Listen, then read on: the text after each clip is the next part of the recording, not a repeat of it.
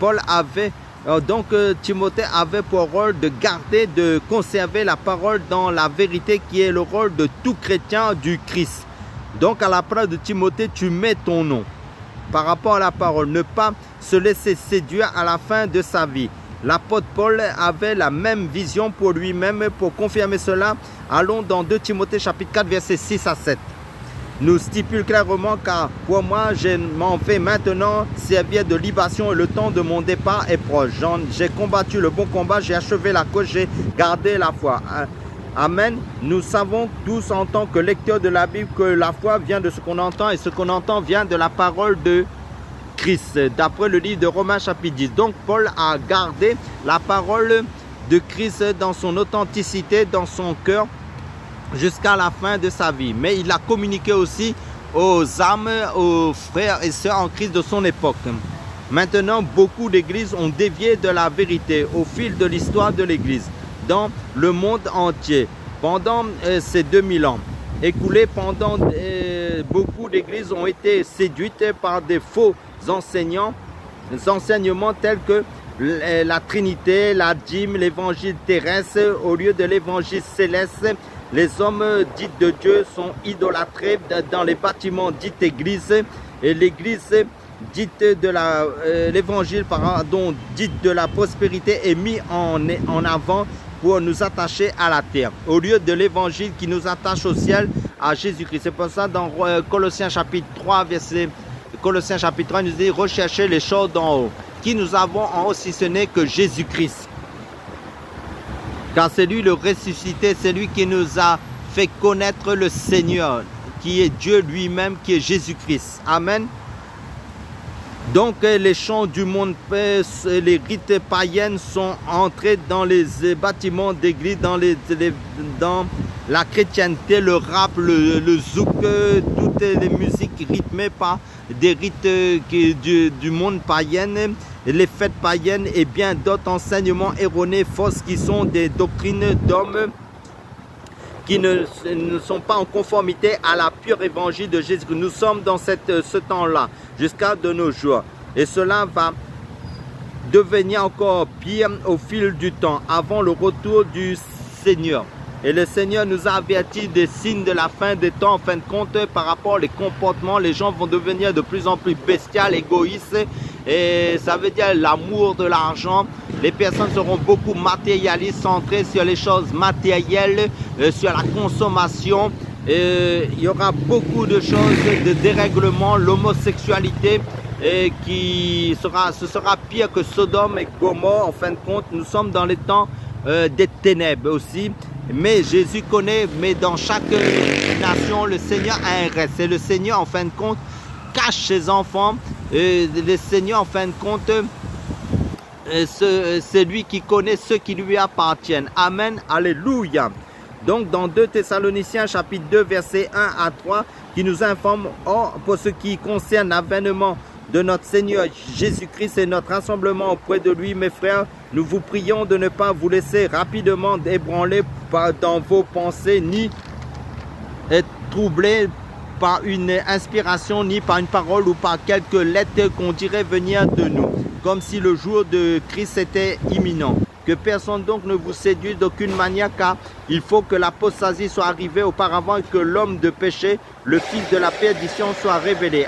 Amen. Là, le mot apostasie, c'est le même terme que le mot séduction, parce que quand le Seigneur fait le constat par rapport aux églises des derniers jours, après avoir bien commencé dans la vérité, car le Seigneur se trouve au centre de son église dans les Actes des Apôtres chapitre 2 et dans le livre de la Révélation, c'est-à-dire le livre d'Apocalypse chapitre 1 aussi, mais arrivé à partir du livre d'Apocalypse chapitre 2 et chapitre 3, nous constatons que voyons 7 églises: Éphèse, Smyrne, Pergame, Thyatire, Sardes, Philadelphie et Laodicée, qui est la représentation des églises au fil de l'histoire depuis ces 2000 ans passés dans le monde entier, les signes des derniers jours dans les églises du monde entier annoncés par le Seigneur Jésus-Christ avant son retour. Amen. Apocalypse chapitre 3 verset 20 qui nous dit: voici ici, c'est le Seigneur Jésus-Christ qui parle de lui-même. Et voici, je me tiens à la porte et je frappe. Si quelqu'un entend ma voix et m'ouvre la porte, j'entrerai chez lui et je souperai avec lui et lui avec moi. Là, le Seigneur Jésus-Christ est en dehors de l'église de Laodicée à cause de l'apostasie des faux enseignements qui ont pollué l'église. Ça veut dire le mensonge dans l'église. Seule l'église de Smyrne et de Philadelphie, le Seigneur Jésus-Christ ne fait pas de reproches, mais les autres églises, dans le livre d'Apocalypse, le Seigneur fait des reproches à l'église d'Éphèse, l'abandon du premier amour, le relâchement dans la vie spirituelle par rapport au début de sa conversion. L'église de Pergame qui est caractérisée par le mélange avec les choses du monde païenne, l'idolâtrie. L'église de Thyatire, sa particularité se caractérise par la prostitution spirituelle, par l'esprit de Jézabel. L'église de Sardes, sa caractéristique à lui est devenue une église morte, sommeil spirituel. Les caractéristiques des signes des derniers temps avant le retour du Seigneur Yahushua Mashiach, notre Seigneur Jésus, sera marqué par ces signes. Mais l'église qui sera épargnée de l'apostasie, ce sont les personnes qui resteront fermes dans la vérité de l'évangile pur. Amen. Qui auront de l'huile dans leur vase. Amen. Qui marchent dans la vie de l'esprit, c'est-à-dire dans la pure vérité de Christ, l'esprit de vérité. Parce que Jean chapitre 14 verset 21 qui nous déclare de la part du Seigneur Jésus-Christ, celui qui a mes commandements et qui les garde, c'est celui qui m'aime. Et celui qui m'aime sera aimé de mon Père. Je l'aimerai, je me ferai connaître à lui. Amen. En parallèle aussi, le passage de l'Ecclésiaste chapitre 12 verset 15 qui nous informe de la part du Seigneur, voici la conclusion de tout ce discours qui a été entendu. Crains Dieu et garde ses commandements, car c'est là le tout de l'homme.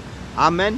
La parole de Dieu est claire. C'est seulement à l'Église, l'épouse dans la vérité, qui est dans la parole pure de Dieu, d'Élohim, qui verra Yahushua Mashiach qui est dans la sanctification et la paix lors de l'enlèvement de l'Église, qui fait la volonté du Seigneur, qui obéisse à sa parole. Car au commencement était la parole, et cette parole doit rester le même jusqu'à la fin, parce que Jésus-Christ ne change pas, il est le même hier, aujourd'hui et d'éternité en éternité. Il est le même, il ne change pas, car Jésus-Christ prendra sa parole et les personnes avec cette parole dans sa pureté authentique, comme l'église de Philadelphie et l'église de Smyrne, où le Seigneur ne faisait pas de reproches, qui sont restés éveillés et fidèles à la parole du Seigneur. C'est pour ça que le Seigneur établit ses serviteurs pour sonner de la trompette, pour que les personnes restent éveillées spirituellement, pour les maintenir réveillés spirituellement dans la sanctification et la paix, dans la véritable doctrine de Christ, pour ne pas être dans les fausses doctrines. Comme là, le Seigneur me permet de vous avertir, de sonner la trompette aussi par rapport aux signes des derniers temps. Amen. Donc, les caractéristiques de la fin des derniers temps seront les signes de tous ces signes-là que j'ai énumérés dans la parole, et bien d'autres encore, car la liste est vaste en fin de compte. Donc, à travers cet enseignement, que le Seigneur vous bénisse tous et vous préserve de l'apostasie. Donc, prions frères et sœurs du monde entier pour conclure notre message. Seigneur Jésus-Christ, malgré le temps qui passe, Seigneur, garde chacun de nous, tes enfants en crise de la séduction spirituelle, de l'apostasie, des fausses doctrines, des faux enseignements. Et ceux qui sont tombés dans l'apostasie, dans les fausses doctrines, Seigneur, donne-leur à se repentir, Seigneur, à revenir dans la vérité de ta parole, Seigneur, avant ton retour, Seigneur, à se repentir, Seigneur, et à faire volte-face et à revenir dans ta vérité par ta grâce au Papa qu'ils ont reçu, Seigneur. Et ceux qui sont dans des fausses doctrines, Seigneur, fais-les sortir de ces fausses doctrines, ceux qui t'appartiennent, que tu connais, Seigneur. Oui, Seigneur, car tu connais ceux qui t'appartiennent d'avance au Père Saint. Aide-nous par ton Saint-Esprit à garder, à conserver, à cultiver ta parole dans ta vérité en chacun de nous, dans ton corps, car l'Église est le colonne et l'appui de la vérité, qui est le corps du Christ, qui est l'Église du Seigneur Jésus-Christ, pour comment dire ça, pour sonner la trompette, pour avertir les personnes quand il y a des fausses doctrines. Et oui, Seigneur, de les éclairer, Papa, quand ceux qui sont dans les fausses doctrines, Seigneur, pour ceux qui sont déjà tombés dans les fausses, pour sortir de ces fausses doctrines, Père Saint, et pour que chacun de nous demeure dans ta vérité éternelle jusqu'à la fin, car Jésus-Christ est le même hier, aujourd'hui et éternellement, Seigneur, car c'est lui seul qui est la vérité éternelle. Amen. Soyez tous bénis, à la prochaine vidéo.